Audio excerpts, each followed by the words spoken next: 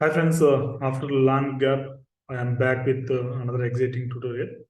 In this session, I'm going to explain you about charts, which is introduced in WWDC 2022 along with iOS 15. Basically, charts is basically to creating graphs. Till today, we have used different kind of customized graphs, like third-party graphs. We have used to plot some data. The basic purpose of plot graphs charts here is to represent the data in visual format so that we get better understanding. For it works for iOS 16 onwards. First, what we need to do is what exactly is the chart. Chart is a so we need to understand a couple of things here. One is chart. Chart is simply a view in SwiftUI. On the chart, we display some information. That information is displayed by using marks. There are six kind of marks here. Mark is what we see on the chart, and there are six kind of marks. One is bar mark, area mark, point mark, line mark, rectangle mark, and rule mark. These are the various types of marks are available. Each mark takes the plottable value as input. Plottable value is a structure that we use to label and pass the data. The data what we pass here is plottable. The entire structure is plottable value. Plottable value, the initializer what it takes is the plottable value initializer takes. Plottable one is label is a form of string, another one is the value. The value could be either string or date or anything. Okay, plottable value and plottable. Plottable is a protocol which holds the value, string, int, double, date, etc. Finally, this is the syntax which we need to use. Chart. Chart holds a couple of marks. The mark holds the plottable values. Plottable value holds a label and plottable. Plottable is a label is a string. Plottable is a value. Okay. Let's see. To use the Swift charts, so we need to import the charts.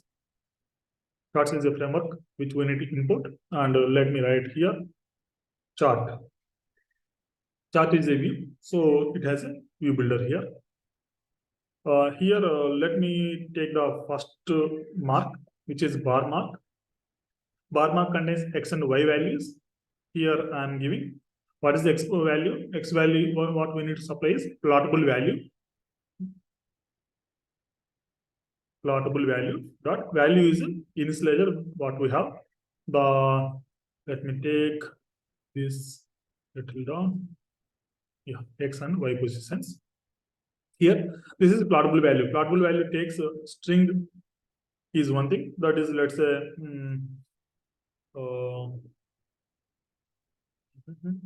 item. Item and value is let's say milk. And second, this is x person. X person contains the all item names, and y person contains the values. Plottable value dot value. Here sales number of units sold. That is let's say 10. It is very simple. X and one x and y positions we have given, and let me take one more bar mark here. Here item name is water. Sold is 15 liters, which is sold. Yeah, here if I see, here the x position is holding the names of the item and the y position holding the value of the item. How many number of units sold. This is how we use it. Here, whatever bar marks which we have given here is hard-coded. So generally we get data in the form of collection. So we can iterate through the collection by using some kind of for each loop. And before that, let me make this shortest way. We don't need to use the plottable here. So it has become shortest form of giving the plottable value here. And then let me create a collection here. The collection here is, let me take struct item, which is identifiable, as we need to use the for each loop, we need to have the ID. So identifiable and let name, which is string, and let sales, which is integer, let ID, EUID.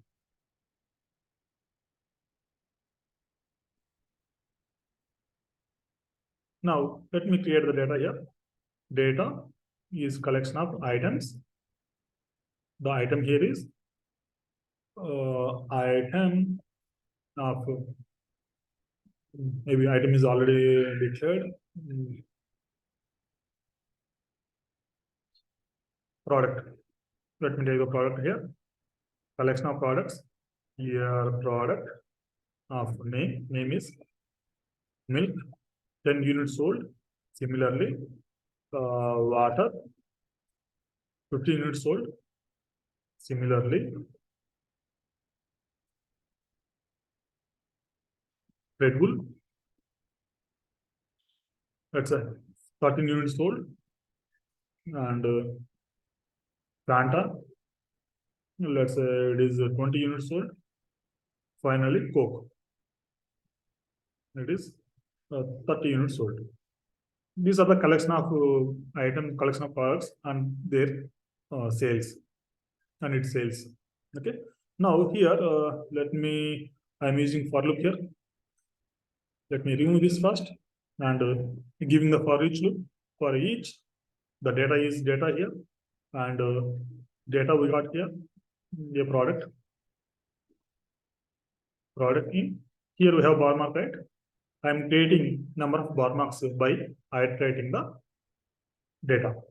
Here data dot name, data dot, what is that name? Sorry, a product dot name and a product dot sales. That's it. Here we have iterating over the collection. Now we can make even chart takes a collection. So instead of using chart here, instead of using for each here, directly we can use chart. Control I. Okay. It looks similar. Now to change the foreground color, we can give the foreground color here. Sorry.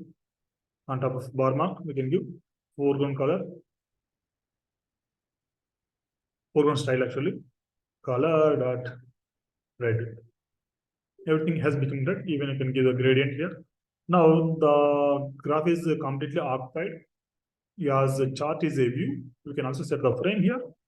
Frame height, let's say 300.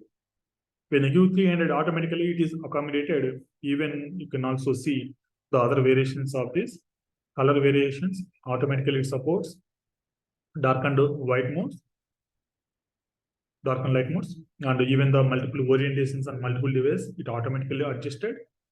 Dynamic type variants, you can see all the varieties of this in all the devices. It is automatically accommodated. Let's come back. Perfect.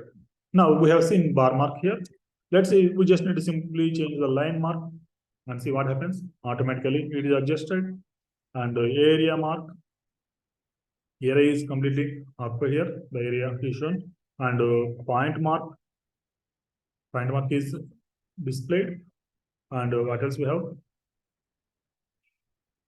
Rectangle mark. Rectangle is displayed here. And finally, rule mark. Rule mark we cannot use directly. It should be used along with some other map. Okay. Now we see composition. How do we know how to change the color, etc. Now we see composition.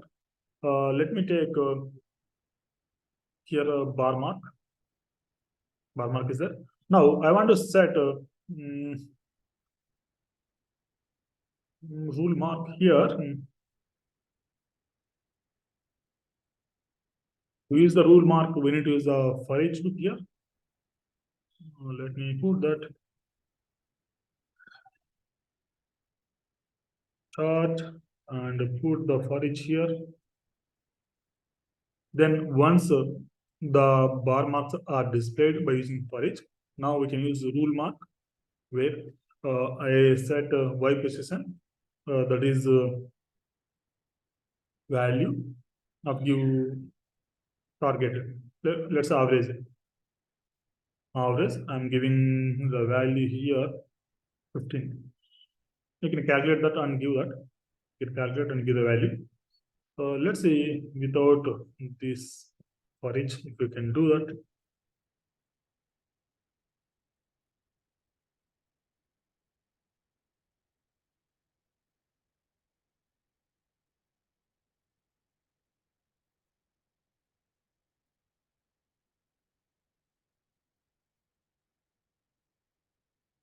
Yeah, we can also do that as well. Rule mark is basically a straight line.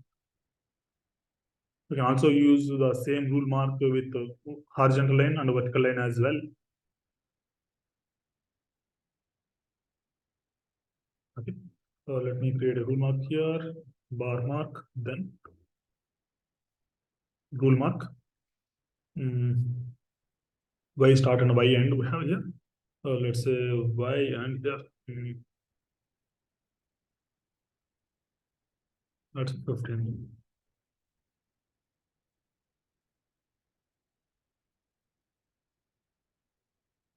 Rule mark Y dot value average. Let's say 15.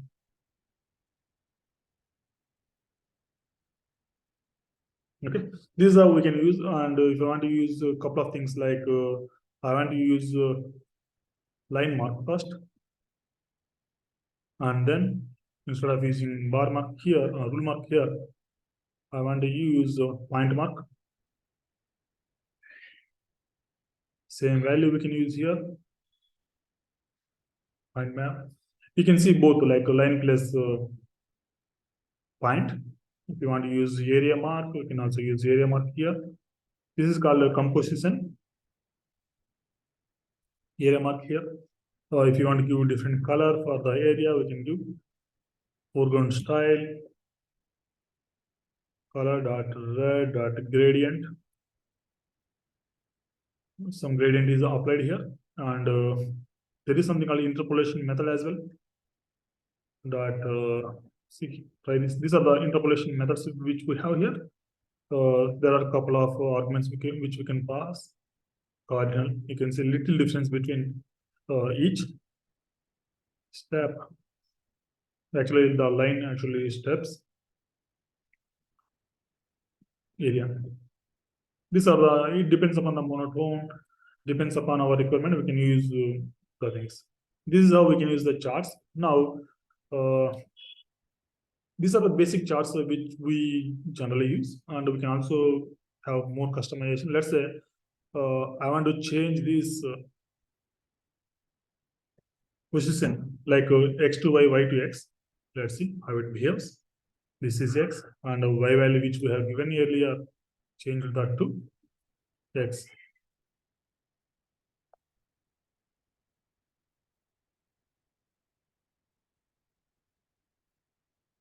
See how it behaves. I don't know. Yeah, actually, axis exchanged, axis changed. Here, actually, the chart is completely moved to the left side. So what we can do is we can have some padding here. Padding. Little padding, 20 pixels padding has been given. This is how we use the charts. Thank you for watching. Please do like and subscribe.